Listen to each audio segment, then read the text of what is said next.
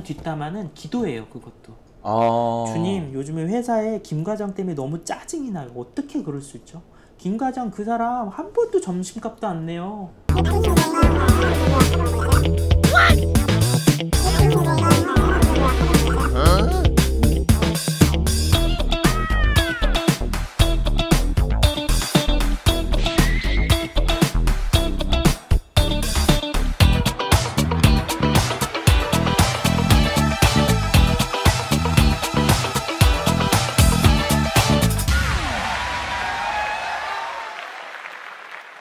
신부님, 세례받을 때 원죄 빼고는 다 없어진다 했던 교리 내용이 생각나는데 그럼 이분은 교리를 잘못 배웠는데요? 원죄까지도 다 없어지죠. 그래요? 네.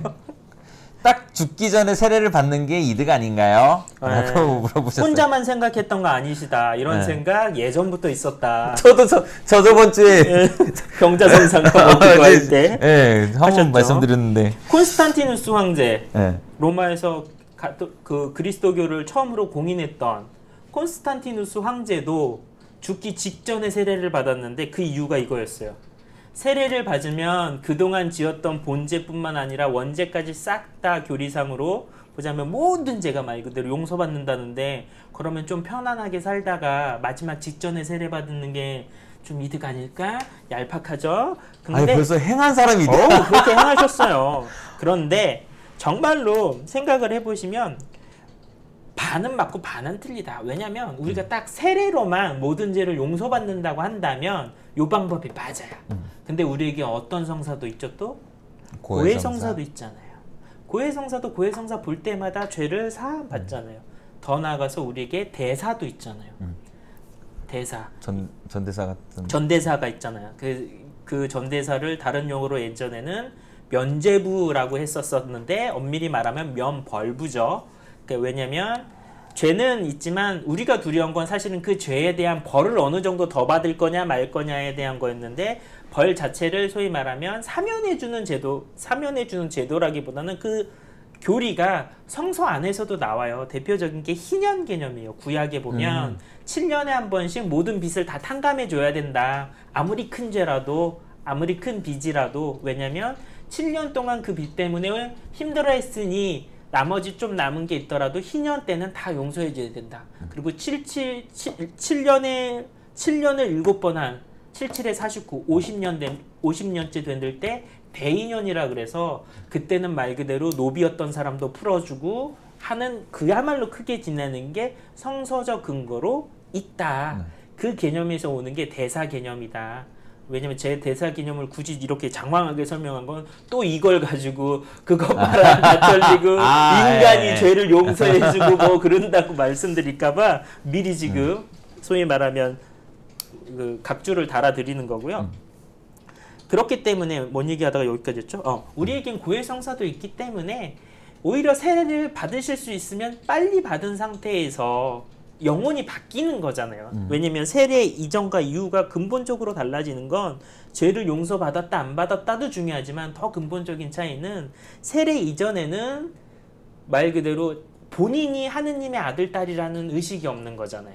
하지만 세례로서 하느님의 아들, 딸로 다시 태어난 거잖아요. 여러분 잘 생각해 보세요. 엄마한테 아빠한테 안 혼날라고 엄마 아빠가 없는 게 낫겠어요? 혼날 때 혼나더라도 엄마 아빠가 하루라도 빨리 그리고 오랫동안 내 옆에 있는 게 낫겠어요? 그렇네요. 그게 가장 큰 거다. 단순히 안 혼나 요거에만 머무르면 세상 편한 게 고하게 아무도 간섭 없고 살게. 너 엄마한테 안 혼나. 근데 엄마가 없거든. 이거랑 엄마한테는 혼나. 근데 혼내놓고 이게 조금 찰싹찰싹 볼기 때린 게 미안해서라도 엄마가 또 간식도 갖다 주나요. 엄마는. 하느님 아버지도 마찬가지가 아닐까. 그리고 단순히 세례 때만 용서받는 게 아니라 우리에겐 고해성사도 있다. 세례를 짓고 나서 엄마 아빠라는 의식이 있음에도 불구하고 죄를 또 지었어. 용서받을 수 있는 길도 있고, 더불어서 그거를 되게 안타까워하면서 얘가 무엇이 부족한가 오히려 더 도와주시기 위해 옆에 계셔주시는 하느님 아버지가 계속 계셔주는 게 세례를 조금이라도 빨리 받는 게 더 이득이라는 거죠. 그래서 유아 세례 그때 우리 꼭지 설명할 때 그랬잖아요. 지금 당장은 아무것도 모르는 것 같지만 영혼의 예방접종이자 하늘님 나라에 대한 청약적금 미리 부어놓는 거라고 마찬가지라는 거. 빨리 하면 할수록 좋다, 영세는. 그렇네요. 그러니까 죄 하나만 집중을 해가지고 혼나냐 안 혼나냐 네. 요거에만 집중하면 그러면은 그게 이제 말로 보면 이득이 많은데 그 세례라는 것은 죄만 사해 주는 게 아니고 이제 또 다른 시작인데 그렇죠. 그것까지 포기해가면서 죄 하나에만 집중할 필요는 없다. 그렇죠. 이런 말씀이신 네. 것 같네요. 네. 사실 저도 이 생각했거든요. 그러니까. 근데 이게 진짜 성령이 임하셨네. 이 비유 정말 적절하지 않아요? 엄마 아빠한테 혼나기 싫다고 엄마 아빠가 안 계신 게 좋겠어요? 그러니까. 딱 요것만 네. 이게 포인트네. 요게 포인트네. 요게 포인트네. 야, 임하셨어. 신부님, 저는 외향적인 성격으로 친구들과 만나 수다를 떠는 것으로 스트레스를 풀어왔습니다. 네. 코로나가 너무 길어지다 보니 전처럼 친구들을 만나기도 어렵고 어딜 가나 마스크를 착용해야 하다 보니 두통도 심해지고 코로나 블루가 이런 것인가 싶을 정도로 우울한 나날을 보내고 있습니다. 힘을 얻을 수 있는 마음의 안정을 줄 수 있는 성경 문구 몇 개 알려주세요. 또한 신부님께서 코로나 블루를 어떻게 이겨내고 계신지 알려주세요. 라고 질문하셨네요. 되게 외향적이신 분이신데 요즘 같은 시국이 진짜 힘드실 것 같긴 해요. 특히 마스크. 예, 저도 주일날 같은 경우는 진짜 하루 거의 왼종일 마스크를 차고 있어야 돼서 그런지 진짜 두통이 오긴 오더라고요. 숨쉬기가 불편하니까 뇌에 산소가 덜 가나 봐요, 진짜. 그래서 주일에는 계속 나와 계시니까 그러니까 거의 벗을 수가 없잖아요, 제가. 예. 그런데 힘을 얻을 수 있는 마음을 안정할 수 있는 성경 문구, 저는 개인적으로 지금 생각난 거는 이사야서에 너는 내 마음에 드는 아이, 내 눈에 넣어도 아프지 않는 내 아이다, 뭐 요런 것들. 그러니까 되게 우울하고 그럴 때 혼자 있는 것 같지만 여전히 그분 품 안에 안겨있는 나는 되게 고양이 같은 느낌 있잖아요. 집사품에 앉아있는 고양이의 그 느낌으로 그런 게 지금 잠깐 생각났는데, 혼자 있다라고 생각하지 마시고 꼭 사람을 만나서 수다를 떨어야지만 관계성이 이어진 게 아니라, 사실은 요즘에는 온라인상도 있을 수 있고 오히려 이렇게 사람을 만날 수 없을 때 하나님이랑 더 많은 수다를 떨을 수도 있다라는 점으로 저는 이끌어 나갈 수밖에 없는데, 진짜 사람들이랑 얘기하다 보면 뒷담화 할 수밖에 없거든요. 근데 농담 같지만 사람들끼리 쟤 왜 저래 막 이렇게 하는 건 뒷담화를 해서 무조건 하면 안 되는 거라고 일단 듣잖아요. 네. 근데 주님한테는 누군가에 대한 뒷담화를 해도 돼요. 주님한테 하는 뒷담화는 기도예요. 그것도. 주님, 요즘에 회사에 김 과장 때문에 너무 짜증이 나요. 어떻게 그럴 수 있죠? 김 과장 그 사람 한 번도 점심값도 안 내요. 주님이 봐도 지금 너무하죠. 이건 기도다. 근데 내 친구한테 야, 그 김 과장 밥값 안 내더라. 그러면 그랬어? 어머머머머머. 이걸로 끝나지만 어머머머로 끝나지만, 주님한테 하는 뒷담화는 농담 같지만 그것도 기도가 되고, 그동안 내가 오히려 놓쳤던 게 있다면 나도 깨닫는 계기가 될 뿐더러, 그렇게 또 한동안 주님한테 그 사람 뒷담화를 하게 되면 그 사람을 위해 기도도 하게 돼요. 진심으로. 저 사람이 저것 좀 고칠 수 있도록 주님이 좀 도와주십시오. 근데 그렇게 되면 일거양득이다. 만약에 내 기도 때문에 그 사람이 정말 바뀐다면 완전 나한테도 이득이고, 기도를 했는데도 안 바뀌었다? 그래도 이득이다. 왜? 나는 하느님 앞에서 그 사람을 위해서 기도한 사람으로 남을 거라는 거. 두 번째는 그렇게 기도를 하다 보면, 앞서도 말했지만 그동안은 단순히 그 사람의 행위가 마음에 안 좋게만 느껴졌던 걸 어느 정도는 그런 기도 과정이나 이 시간을 통해서 조금은 수그러들여요. 그 이전에는 참을 수 없는 뭐였다면 그런 과정을 통해서 그래 하고 나라도 변화되게 된다는 점에서 어차피 이득이라는 점에서 주님이랑 뒷담화를 하시고 주님이랑 수도를 떠는 시간을 오히려 가져보시면 어떨까. 저는 코로나 블루를 어떻게 이겨내고 있냐고요? 예, 뒷담화합니다. 주님이랑. 물론 그렇다고 해서 제가 기도를 많이 한다는 건 아니지만 약간 예전에 비해서 신경질을 많이 내긴 해요. 근데 진짜로 주님한테 내려고 해요. 그러니까 참으라는 게 아니라 그 신경질, 화, 짜증을 주님한테 내려고. 주님 진짜 2918, 3618 진짜. 그러니까 주님이랑 있을 때는 그러니까 그거 해보시면 좋을 것 같아요. 그러니까 스스로 말을 그러니까 뭐라 그래야 돼? 걸른다고 그러잖아요. 주님 앞에서는 그러지 마시지 않으시면 좋을 것 같아요. 그렇게 한번 정말로 진하게 한번 주님이랑 투닥거리고 나면 기도가 오히려 더 쉬워지고 재밌어지실 수도 있어요. 그렇네요. 기도할 때 막 주님 아이씨 이 새끼가 막 뭐 이런 느낌은 아니었고 주님 제가 오늘 하루 이렇게 뭐 그러니까 이런 생각만 오늘 복음 내용이 그거였거든요. 너는 나를 누구라고 생각하느냐? 네. 예수님이 물으세요 제자들한테. 그랬더니 처음에 세례자 요한이라고 합니다. 엘리야라고도 하고 에레미야라고도 합니다. 예수님 성에 안 차세요. 그러니까 물어봐요. 콕 집어서 너는 나를 누구라고 생각하느냐?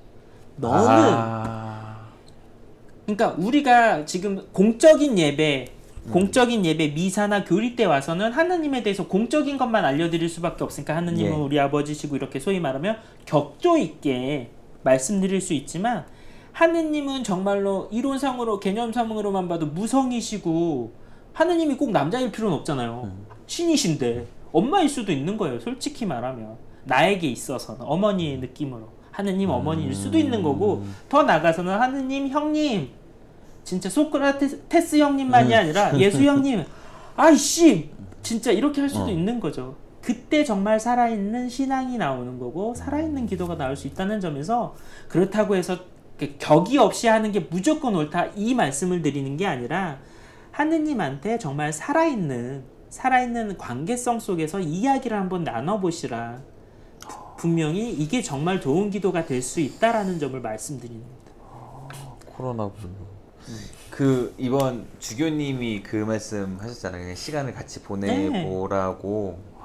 그 문득 이런 생각이 들었었거든요. 제가 이제 악기를 좋아해서 악기 레슨을 받으러 가는데 사실 악기라는 게 레슨 받을 때만 하는 게 아니거든요. 그럼요. 하고 집에 와서 내가 이것도 해보고 저것도 해보고 막 심지어 망가져도 머릿속으로 그거 테스트도 하잖아요. 실제로 네. 작업을 안 하더라도. 네, 막 그런 식으로 배울 때, 그러니까 성당에서만이 아니라 집에서도 만약 악기 배우듯이 계속해서 그 관계를 쌓아나갈 생각을 그렇게 많이 해본 적이 없는 것 같아요, 저는. 근데 요렇게 또 여기서 더 나가면 그럴 수도 있어요. 우리가 놀라거나 그랬을 때 나도 모르게 튀어나오는 말이 아이고 엄마, 아이고 아버지 뭐 이런 거잖아. 엄마야. 근데 정말 열심히 할머니 분들은 그냥 이렇게 툭 치면 예수 마리아 요셉이 그냥 나오세요. 근데 제가 이 얘기를 왜 드리냐면 평소에 그야말로 아무 때나 친구 옆에 부르듯이 불러보시라는 거죠. 가다가 돌에 넘어졌어. 아까 여기 준비하다가 엎어졌잖아. 아이쿠야 대신에 아이 주님 하시면서 시작은 아무 의미 없는 말마디로 시작된 걸 수 있지만 그런 식으로 주님 혹은 예수님을 찾으면서 늘 내 옆에 계신 분으로 만들 때 그때부터 정말 달라진다라는 거죠. 그래서 망했다라는 표현 하지 말고 차라리 죽겠다라는 표현 대신에 주님이라고 하는 게 달라진다라는 거죠. 그렇네요. 입버릇에서부터 그러니까 생활 안에서부터 조금 할 수 있는 방법들이 그 주님이랑 가까워질 수 있는 방법들이 또 있을 법도 싶겠다 이런 생각이 드네요. 일단 주님이랑 뒷담화 하십시오. 아무런 죄의식 없이 하셔도 돼요. 그 뒷담화는. 이분한테는 코로나 블루가 어쩌면 좀 완전히 이렇게 얘기하고 하는 걸 좋아하시는 분이 정말 주님을 나의 수다의 대상으로 삼으신다면 이분은 조만간 성인품에 오르실 수도 있어요. 정말 그 맛을 알게 되신다면. 좋습니다. 자, 성인품 기대를 해보면서 이거는 우선 해볼게요. 이게 좀 장난식으로 한 것 같긴 한데 군대에 있을 때 군종신부님이 500원이라도 헌금을 내라고 강압적으로 말씀하셨습니다. 종교 행사를 마치고 돌아오는 동안 신부님 욕을 많이 했어요. 그런데 함께 종교 행사를 갔던 부대선임이 뭐라 말해줬는데 저한테는 신부님 강론보다 이 선임의 말 때문에 1,000원씩 헌금을 냈거든요. 그때 뭐라고 했었죠, 최원호 병장님? 충성 오래 한 말이다. 방송 잘 보고 있습니다. 누구냐 너? 누구냐 넌? 궁금하네요. 뭐라고 하셨어요 그때? 사실 저 이 질문을 보고 너 뭐라고 했지라는 생각을 계속 했는데 기억나요? 그 얘기를 했더라고요. 담배 피는 사람이랑 담배 안 피는 사람이랑 그 삶의 가치가 다르냐라고 제가 질문을 했었던 것 같아요. 근데 그 친구가 그때 저희 군대는 왜 각 부대 있는 사람 다 같이 이렇게 가잖아요. 네. 그러니까 많은 이제 한 10몇 명 되는 사람들이 같이 얘기하면서 근데 여기 있는 사람 담배 피는 사람이랑 담배 안 피는 사람 우리가 월급 5만 원씩 받는데 삶의 질이 다르지 않다. 근데 500원, 1000원이라도 한 번쯤 이렇게 주님한테 한번 내보는 것도 나쁘지 않고 만약에 이거는 그러면 내가 이제 책임질 테니까 니네 그러면 군대 있는 동안 500원씩 헌금 안 내고 모아서 좋은 일이든 니 쓸 거면은 안 내도 된다. 안 내도 된다. 내가 대신 내주겠다라고 그래. 했는데 그때부터 이제 1000원짜리 하나씩 가져다니더라고요. 근데 물론 제가 이제 선임이어서 좀 억압을 받았는지 모르겠는데 아니 저는 오히려 진짜 두 번째 말 때문에 그런 것 같아요. 그러니까 너네가 정말 좋은데 쓴다면 안 내도 된다. 그 돈은 내가 내주겠다. 사실은 그 정신이거든요. 그런 마음에서 대신 내주실 일은 없었죠? 넘어갑시다. 다행히도 병장한테 어떻게 달라 그래? 궁금하네요. 누구신지. 네. 네. 넌 누구냐? 누구냐 너. 자, 그럼 다음 질문. 네. 우리 영상은 2주에 한 번씩 질문을 모아 촬영하며 편집을 걸쳐 2-3일 간격으로 유튜브 채널에 올라가고 있습니다. 당신이 참여해야 재밌어지는 방송, 밀어서 잠금 해제될 때까지 많이 물어주세요.